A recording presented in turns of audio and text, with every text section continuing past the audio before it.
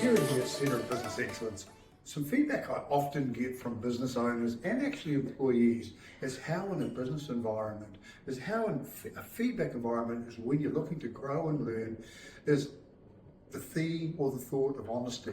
Often business owners or business managers will go, if I'm really honest with these people and say what I'm thinking, are we being offensive? Are we being, not politically correct? Are we not following all the frameworks? Let me be honest with you here. Let me give this to you straight down the middle. Everyone you work with wants you to be honest with them about their performance because no human being does not want to be successful.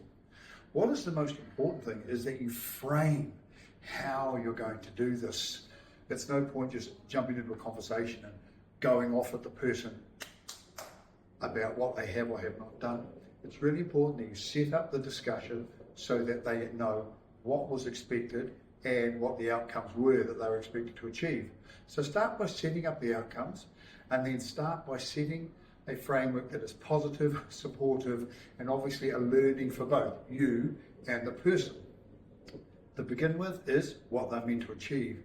And then use phrases such as, we need to have a discussion here that is honest about what we did and how we achieved what we were doing. Do you notice the word we?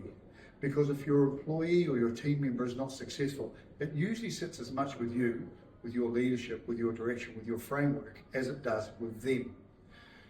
Once you've set up the framework that is it okay if we have an honest conversation, feed it both ways. That is, ask them first of all, how do you think it went? Listen. Don't just sit there with your ears open, actually listen, make notes. Make notes of what they've said and how they view what they did. The next thing to do is to review what they've said. For example, so, Andrew, what you've said to me is you think that it went like this. Have I got that right? Once you've done this, then what happens is you begin what is called a dialogue. It's an honest conversation. There'll be more about this in the next video, but remember, everybody wants to succeed, and to succeed, you have to be honest.